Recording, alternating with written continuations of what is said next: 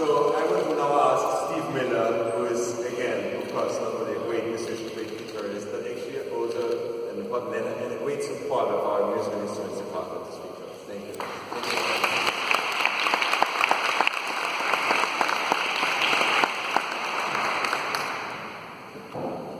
Thank you, Max. You're probably wondering why I'm here. What's the Joker doing in the net? Well, 9 years ago, Rudy Penson, the owner of one of the most beautiful, finest guitar stores in the world, called me and asked if I would loan 3 of my Acquisto guitars to the New York Metropolitan Museum of Art for an upcoming exhibit on archtop guitars. And sort of thought about it for a minute, and I really didn't want to do it. I didn't want to send those guitars. So the Met said that at the time I was in Sun Valley, Idaho, and they sent an air-conditioned, humidified, air-ride truck out to the studio to pick up the 3 guitars and take it back to New York, which was a lot more than I would have done. So I thought that was great. And I agreed to loan my instruments, and I was invited to come to the musical instrument department here for a short interview about my guitars. So Jimmy, you'll like this. I walked into the room, and there were 80 D'Angelicos and Acquisto archtop guitars. And mine were there too. And they said, well, you want to play one? And I was going, well, yeah. Can I play that one? Can I play this one? So now I'm sitting there. I thought it was going to be a really stuffy kind of place. And I was having this great time. And, you know, the moment I walked in, I liked everybody I met here. And I liked the enthusiasm and I liked the joy I found here. It was contagious. And I said to them, so, you going to have anybody play these during the exhibit? And they looked at me like, how would we do that? And I said, well, I know how we can do that. We want to put a show together, and you have a theater here. And they showed me the theater. And we got Howard Allen, a great local jazz guitarist, and the Les Paul Trio. And we got a lot of different players, and we had all the instruments that were in the exhibit. A lot of them were actually played live in the theater.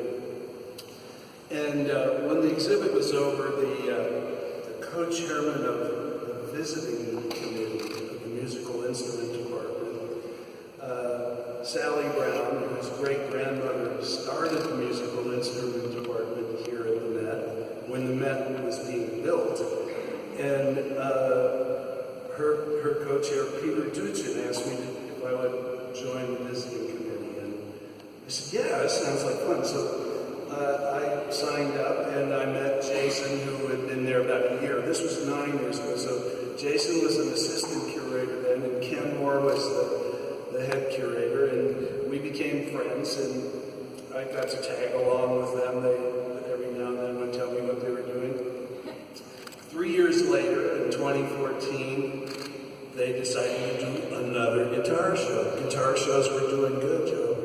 They were good business here at the Met. 400,000 people came to see the guitars. It was a lot easier to get the guitars than the Picassos, I guess.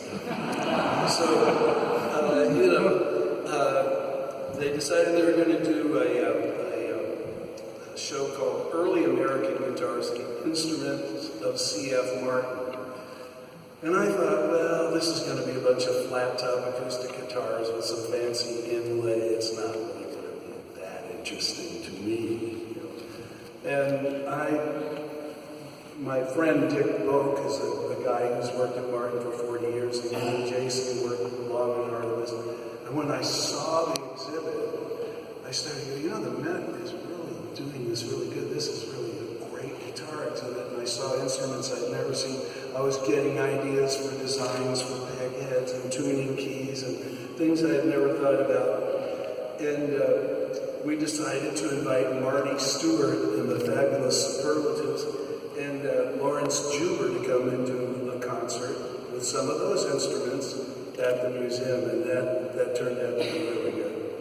So now, 5 years later, and after an amazing amount of hard work and really successful diplomacy on Jason's part, it's really hard to get musicians to part with their favorite instruments. It's time to get louder and examine electric instruments and a crazy little thing we like to call play it loud, the instruments of rock and roll. And as you can see, the sound system here is kind of weird. That's the next thing we're working on, is we're going to fix the sound in the net. It's coming. Even the little speakers, but we're working on it. So, anyway, the first time I saw the exhibit assembled together, I knew all the parts and pieces, was last week, and I walked in and I was stunned by the power and the elegance and the intelligence of this assembled collection of musicians, and it's really why we all love the Metropolitan Museum so much. They're the best.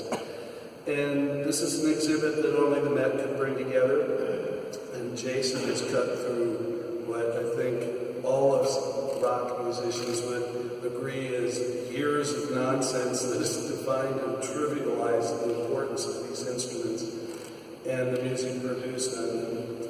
And the knowledge and experience that Jason brought and the power and the wisdom of the Met have made it, in a very simple, elegant way, very clear what the magical gift of the electric guitar actually is. So it's a very moving thing. And once you go in the exhibit, the first presence you get is Muddy Waters. And it's not like a picture of Muddy Waters, it's Muddy's real #1 guitar. And then there's Don Everly's guitar. And then it just keeps going and going and going, and you get in, and there's Jimmy's set up from the stage, and there's, just all of these people. You feel their presence of all these great artists, all this great music that has meant so much to the 20th century. For the first time, seriously brought together into an exhibit that's really powerful. So I'm really moved by this, and I plan to come back again and again and again, and I'm going to tell all my friends about this. I'm going to bring them too. And I want to applaud the Met for being inclusive of women in this exhibit, especially for including Sister Rosetta Thorpe and Tina Weymouth, who's here, and one of my favorite all-time musicians. And Tina, when you get up here, you're going to find out it kind of feels like the Tom Tom Club record. It's like, come down, come on down. You know what I'm talking about. So, Tina, Joan Jett, Kim Gordon, Joni Mitchell, Lady Gaga. Lady Gaga's got one. It's really great. And I think that was really a great thing. And I especially want to thank Robin and Jimmy Vaughn for making Stevie Vaughan's #1 guitar available.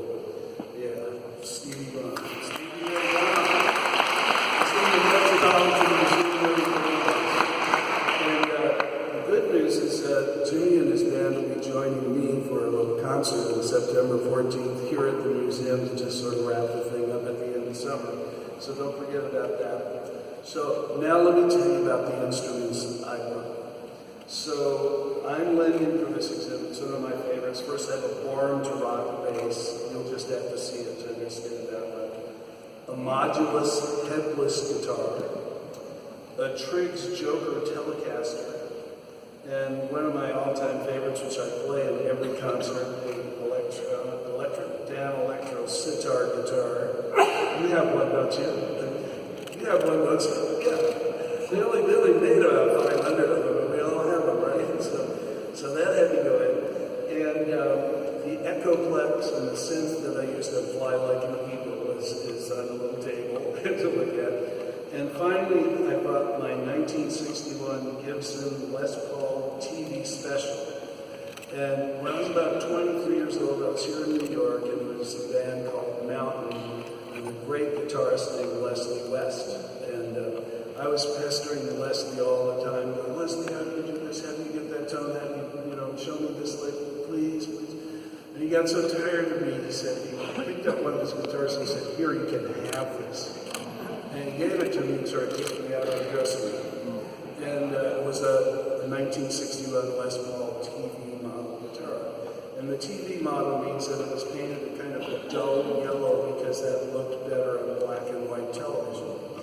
So I played the guitar all the time, and I had it with me. I was in Hawaii playing some concerts, and I went into a surfboard painter named Bob Cantrell, and he was really great. And I asked him if he would paint this for me, and he did. He painted it, and I played it forever. And when Jason, I made a mistake. I brought Jason into my guitar collection. Now I have about 400 guitars over the years. I have lots of them made. I've looked for them, searched for them, and I became obsessed with collecting guitars. And as soon as Jason came in, he just walked right in and picked out all the best ones. It took you 3 minutes to go, I want that one, that one, that one. He was so good at it. So today, I am really proud to announce that I am promising to donate my 61 Gibson Les Paul TV special to the Musical Instrument Department of the Metropolitan Museum. It's now yours, Jason.